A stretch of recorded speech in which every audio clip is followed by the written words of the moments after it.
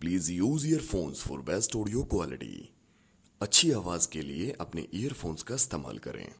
अगर आप लोगों ने इस कहानी का फर्स्ट पार्ट नहीं देखा है तो मैं रिक्वेस्ट करता हूं आप लोगों से कि पहले आप इस कहानी का फर्स्ट पार्ट जरूर देखिए, लिंक डिस्क्रिप्शन में है।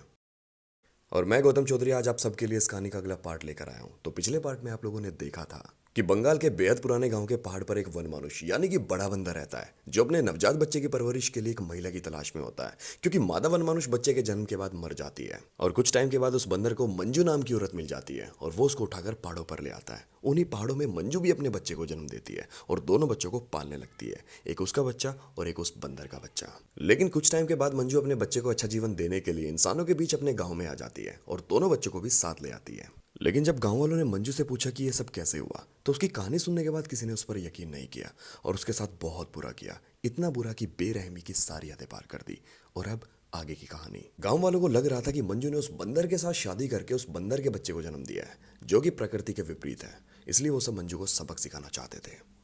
एक रात जब मंजू अपने दोनों बच्चों के साथ में सो रही थी, तो गांव वालों ने चुपके से आकर उस बंदर के बच्चे को उठा लिया और उसको जंगल के शुरुआती जगह में ले जाकर उस पर कंबल लपेटकर और मिट्टी का तेल डालकर उसमें आग लगा दी और उस बंदर के बच्चे को जिंदा जला दिया। मंजू को भी इसके बाद गांव वालों ने कैद कर लिया था। मासूम सा वो बच्चा इंसानों के हाथों मारा गया। खैर, किसी तरह मंजू उस कैद से आज़ाद हो गई थी। ये सब होने के बाद मंजू हर दिन रात को उसी जगह जाकर अपने सुंदर को याद करके चीख चीख कर रोती और उसके रोने के साथ साथ वो बड़ा बंदर भी रोने लगता, क्योंकि वे दोनों ही समझते थे कि उन्होंने क्या खोया है। दोनों की चीखों से मिलकर बनने वाली आवाज हर किसी को रुला जाती थी।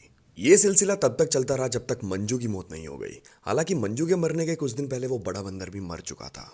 असल में मंजू उस बच्चे की मौत का जिम्मेदार खुद को समझने लगी थी और लोगों से कहती थी कि उस मासूम बच्चे की रूह हर दिन उसके पास आती है और पूछती है क्यों, आखिर क्यों मंजू ने उसे मरने दिया। फिर उस बड़े बंदर के मरने के बाद एक दिन मंजू उसी पहाड़ में बने गुफा तक गई जहां वो बड़ा बंदर उसे लेकर गया था।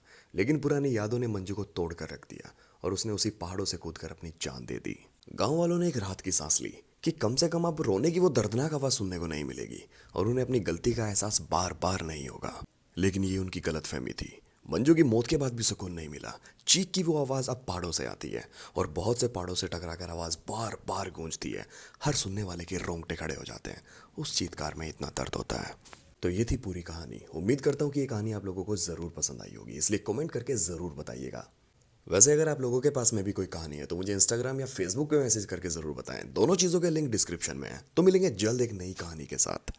इसलिए अगर सब्सक्राइब नहीं किया है मेरे इस चैनल को तो सब्सक्राइब कर दो, साथ ही साथ बेल आइकन भी दबा दीजिएगा ताकि अगली कहानी की नोटिफिकेशन आपको मिल जाए। शेयर भी कर देना इस वीडियो को और लाइक तो बनता है बॉस। तो मिलेंगे जल्द एक ब्रेक के बाद। Till then take care guys, keep dreaming and keep smiling. सपने देखते रहने का।